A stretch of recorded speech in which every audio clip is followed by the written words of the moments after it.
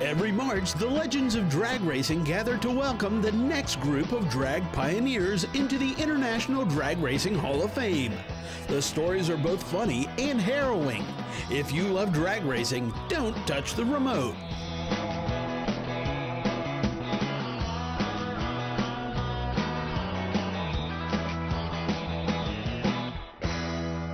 Bruton Smith bought the entire operation, the round track and the Bristol track, from Larry Carrier.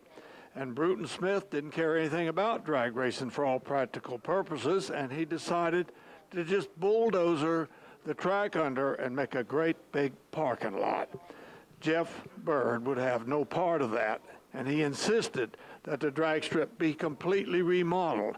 They pushed half of that mountain away that people used to sit on, and the original strip is around 13 feet below the present drag strip. And the present drag strip, let me tell you, is one of the finest in the world. Jeff Bird ran the Winston drag racing program for both IHRA and NHRA for many years. And if I had one particular word to describe Jeff, I would say innovative or creative. The man always was thinking outside the lines. His motto, exceed expectations. He lived to the highest degree. And I had to work very closely with Jeff, and I'd just give you a few examples of some of the things he did that were so innovative and creative. Jeff got very involved in the IHRA Awards Banquets, where we crowned the world champions. And it was nothing for us to stop the awards and suddenly play Let's Make a Deal. And he would give away prizes and everything to some of the racers. Or The Price is Right, and he would bring them up, and then we'd go on with the awards. Well, one particular year, for several years, the racers went to racer seminars, the track operators went to track operators meetings. The ladies didn't have a lot to do, so they started doing a ladies' day, and they would do a fashion show every year, and the ladies kind of liked that. Well, one year we were in Nashville, Tennessee, and they decided to send the ladies on a cruise down the river on a paddle boat and have a ladies' brunch. So there was no fashion show. So in the middle of the awards ceremony, with a live orchestra, by the way, that's how Jeff did things, he stopped and he said, I understand you ladies missed out on your fashion show this year, so we want to give you about a 10-minute fashion show right now. And these models came out in beautiful gowns and everything. One of them even had a lady's bathing suit on, but when they got out on the stage, you realized the models were IHRA officials dressed up as women. Now, how Jeff talked these guys into doing this, I don't know, but it absolutely brought the house down. Winston had a track improvement program. Most of it was spent on the national event facilities, fixing them up. But there was a drag strip outside of a small town in northern Ohio called LaRue, Ohio. It's got 2 traffic lights, maybe. Marion County International Raceway. The Guthrie family built that, Bill and Tom Guthrie. Well, they ran out of money. It was a nice drag strip, but they ran out of money and they didn't have a timing tower. They just had an old trailer there that served as a timing tower. So Bill came to me and he said, if there's any way Winston could help me out, I really need to build that timing tower. So I went to Jeff. Jeff said, yeah, I want you to send me a drawing of a tower that looks like a pack of Winston cigarettes. The top floor was a Winston lounge, the second floor is a timing deck, bottom floor was storage, it had restrooms and everything like that. This is that timing tower and the other signage that Jeff Bird caused to happen at a weekly drag strip. Our kids grew up doing drag racing. That's all these kids did. They went to drag races all the time. He did do NHRA and IHRA, so the year that Belton was born, Christian was 3, he was gone 43 of 52 weekends. So I was just used to being around. So if we were gonna see Daddy, we were gonna have to go on the road with him. I'm gonna admit something tonight I've never admitted in public before. Christian Bird was conceived at my first drag race. It's the truth. It's the truth. Sorry about that.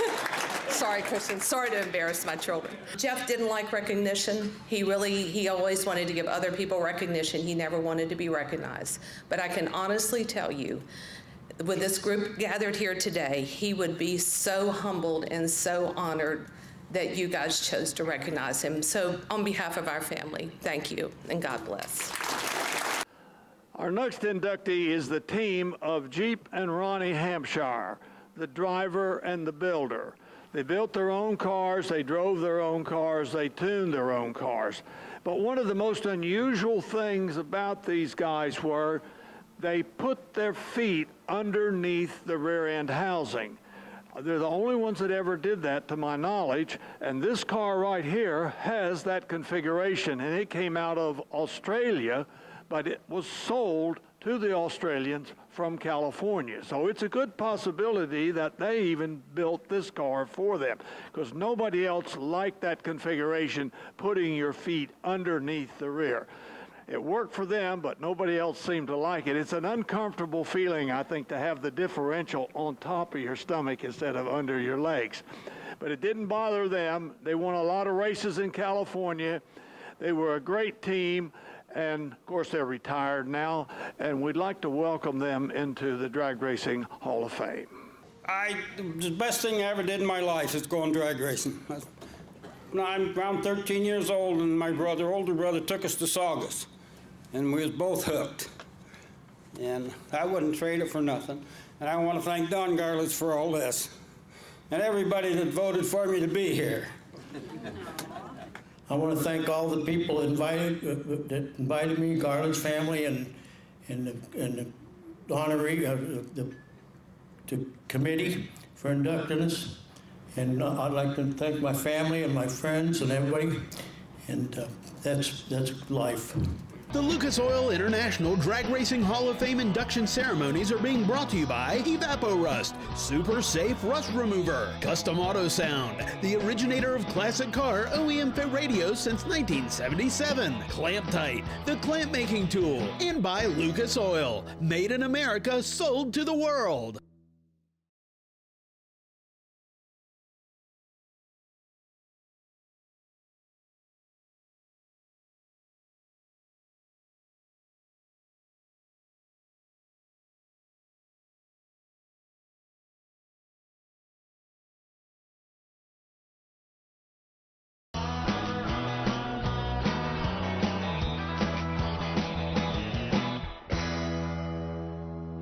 Our next inductee is Dean Moon. Now here's one of the true pioneers of the sport. When I opened my speed shop in 1956, Dean Moon is one of the first people that I contacted to be able to buy the Moon tanks and throttle linkage and all the breathers and different things that you had to have if you were a hot rodder. And Dean Moon had it. Had a wonderful catalog way back then when it wasn't fashionable. And when I opened this museum and had my first people out front there in 1983, it was Dean Moon who showed up personally with his truck and trailer with these cars loaded on it to be the first one to give us cars for the museum. He's passed away. The company belongs now to a Japanese company, believe it or not, but they're still in Santa Fe Springs, and they still make the same kind of parts that Dean made. He'd be proud of the job they're doing for him, and we'd like to welcome him into the Drag Racing Hall of Fame. I feel very fortunate that we grew up in the 60s and 70s when hot rodding and racing was such a big deal and a lot of fun. And my dad, every weekend, had some sort of an event going on that we all had to go to. Be it drag races or drag boats or car shows, Bonneville, Baja races, but we all went, and you know, it was really a big part of our lives, and I think I was probably the envy of every boy in school because they wish they were in my shoes. I also would like to thank Shugi Noma, who bought my parents' company when they passed away, and it's now called Moon Eyes USA. And his partner, Chico, who have made it what it is today. And it far exceeded the dreams my father probably ever had for that company. And it's meant the world to us that they've always kept us part of the business happenings that are going on. And it's been very nice that they've carried it on.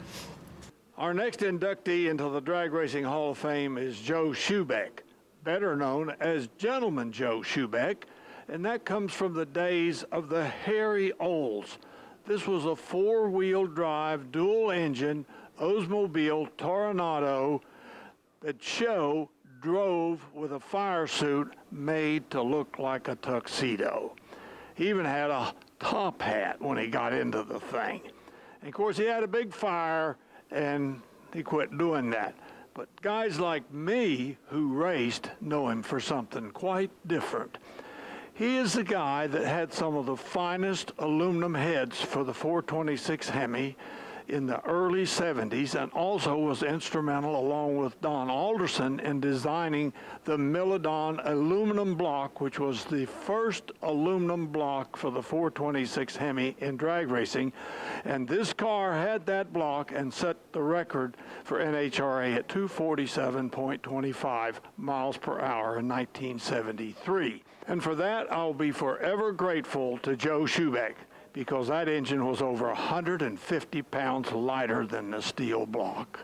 The third definition that describes a gentleman is courteous, gracious man with a strong sense of honor. Joe was probably one of the hardest competitors when he was racing. He opened Lakewood Chassis and later became Lakewood Industries, and believe me, he was a competitor there and not a true gentleman at times. However, as time has passed, he has started to live up to that name. I ran into a guy by the name of Joe Scarpelli, and he had a Chrysler engine, and I had a desire after I learned how to weld to build a chassis around it, and we were out there with a blown Chrysler engine in about 1957 or 58, and we were winning races. And I decided, I think I'm going to go into the business of building dragster chassis. And I did. 2017 will mark the 4th year of the Pat Garlitz Award, which recognizes female contributions in motorsports, both from the driver's seat and behind the scenes. This year's honoree, Eileen Daniels, truly represents the spirit of the award. But this award is very, very special to me. And I just want to tell you, Don, how much I appreciate it. And I've been around for a long time, been with NHRA for over 60 years, and I ain't done yet as long as they'll have me.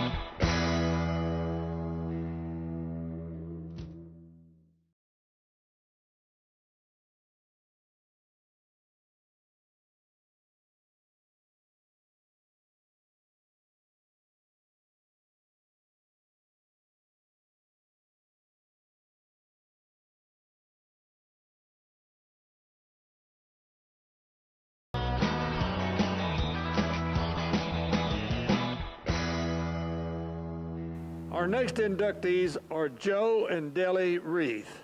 Joe Reith has passed away, but Deli is still alive and with us. And their claim to fame is the fact that they had a speed shop in Southern California, and they made a few parts, but the most remarkable one was the blower drive for the 392 engine and the 671 blower. And here's one right on this little dragster. A very nice machine piece. Before I get started, I just want to thank Ted Jones for giving me another little IHRA tidbit that all the men dress up as women. Sandy and I call that date night for the last 35 years. I did talk with Deli this week, and she gave me some notes. Actually, Bud McClure gave me these notes. First of all, she wanted to thank Don, Donna, Lisa, Allie, and everybody there for putting this on, selection committee for doing this honor for her and Joe. It's well deserved, and that's from me. I mean, they definitely deserve it, and I go a long way back with Joe and Deli. As Joe Schubeck said, that I was working the hot tank under Gary Slesher, and Gary Slesher was my crew chief when I won Indy in 1986 in the Joe Paisano car. So there's a lot of history there, and that's what this whole thing's always about. But she also wanted to congratulate all the honorees. Says she wished she could be there with all of you. It's an honor to be included in this fine group. Deli says you both, her and Joe, were fortunate to have the honor and be able to sponsor teams like McEwen and Rasner, Bud Rasner and the Alder Coupe. Also the Radican, Jackson Stearns Coupe. Ronnie still shows the car at events. Pete Eastwood, who actually restored the Dunn and Reith Rainbow car Gordon Collette, George Boldoff, the Dunreath, Funny Cars and Drags, Vance and Hunt, and many more. Our next inductee is Bill Shrewsbury. He was an exhibition guy. He put on a show for the people. He didn't race against anybody, just like this rocket car. They never raced anybody. They just put on a show. But Bill was the king of the wheel standers in California. He had the one that I remember the most was the Knox Berry Farm little panel delivery truck. It was a cute little thing, and he could put that thing up on the rear wheels and go the entire quarter mile, never once having the front wheels down for steering. I've been often told that I should probably write a book, and I could. I'm not sure it'd be worth the effort, but it'd be an interesting book. And a couple of chapters in that book would have to do with the guys that ran exhibition cars and drag racing. Some really interesting characters that came out of that whole segment of the sport. Is really the entertainment part of the sport. And a lot of them guys came from actually running race cars before they got into the exhibition part, and particularly the wheel standers. It really hit hard. And Bill Shrewsbury was the first guy that really was with a Hemi under glass. He didn't stay with that car very long, but Wild Bill, and the name Wild Bill, believe me, it fits. I mean, it's easy to call anybody named Bill Wild Bill. This one fits. Don't be fooled by the slight demeanor and the soft voice. Shrewsbury, he's a gorilla. Wow, how can a little kid from Mansfield, Ohio be able to do all these things? I was so lucky to be able to do and have so much fun and go all over the world. I just had a great time. I don't think there's anybody in the world had more fun than me. I had more fun than the people that watched me. I had more fun doing the things that I did. I got to travel lots of places. You know, the car was very stupid. It would run all kind of places. I run circle tracks with it, only on the straightaway. I ran it at Monte Carlo. I ran Le Mans. I did all that before the race started. Valvoline sent me on a tour. I got to go all total 8 countries. I never would have got to do that from Mansfield, Ohio. And it's so much fun. I had so much fun doing it. And I hope everybody enjoyed it. And I thank you very much. The Lucas Oil International Drag Racing Hall of Fame induction ceremonies are being brought to you by Dustless Blasting. It's the future of surface preparation. Steel rubber products, quality crafted rubber parts and weather stripping. Z-Max, the one product for your engine, transmission, and fuel system. And by Brothers Truck Parts, your #1 source for 1947 to 87 Chevy and GMC truck restoration.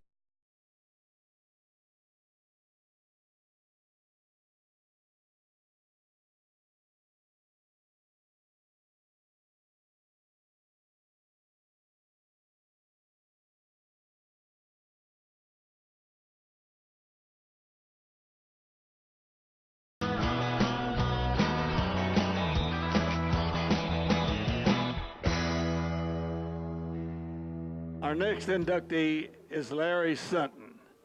This is 2017, and here he is in 1970, Lions drag strip, the horrible transmission explosion that changed the face of drag racing and brought us the rear engine car. But I would like to call your attention to something about this young man at this point.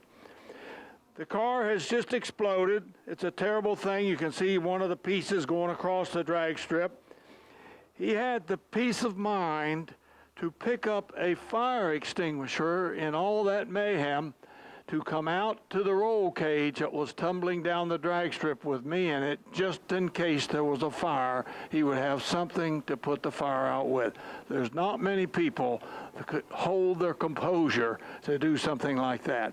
And we would like to welcome Larry Sutton into the Drag Racing Hall of Fame. I'm here to introduce a man whose name and career exemplifies the sport of drag racing. Larry Sutton started hanging out at Lions Drag Strip when he was only 13 years old. He worked the time slip booth for a while and ended up working all facets of the racetrack, including tech inspector, lane master, race director. And then at 16, they asked him to start the races. Now, you got to remember that this was so long ago. I mean, long time ago. that they gave him this flag and said, here, you stand out there in front of these guys, face them. Now here's your big chance, don't blow it. The starting job was a position that he held at the track from 1959 until the track closed in 1972. After Lions closed, Larry and his late wife Pam worked all the legendary California tracks, Irwindale, Fremont, Orange County Raceway, and raised a family that was with them at all those racetracks. Standing on the starting line with his signature black Stetson hat and his pipe, he cast such an iconic figure that if you saw his silhouette, you would know who it was. When I received the call from Donald, it was about the Hall of Fame nomination. It was a very emotional, as I said earlier, but it also was funny because there was only 3 of us in the emergency room, I'm sorry to say, at the accident at Lions. Donald, myself, and I was holding a young gentleman that was injured in the explosion. But when Donald called me, I knew the voice. He didn't say, this is Don Garlitz. He said, Larry Sutton? I said, yes. He says, I hear a rumor that you got half my foot in a pickle jar at your house.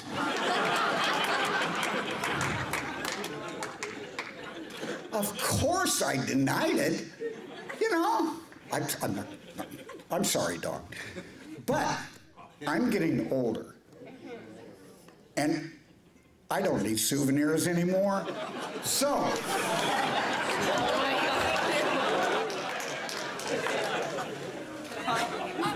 Donald, I would like to return your foot to you, and I hope you enjoy it. It's been 40-some years, but it says right here, return to Don Garlitz, March 16, 2017, and I also have one of your hat pins, son.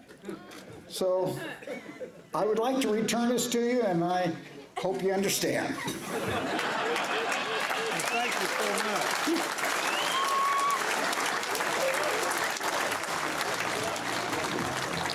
That's cute. Yeah, Bob McClurg has spent most of his life as a wordsmith and along the way developed a reputation as a well-respected drag racing photographer and technical writer. While he did participate as a racer early in his life, he's always been a journalist, and he wanted to stick with that. In addition to preparing editorial photo articles and many other types of technical information for magazines, including Hot Rod, Carcraft, Superstock, Popular Hot Ring, and a host of others, he's also authored several books, has worked for various racers and manufacturers, providing public relations for them.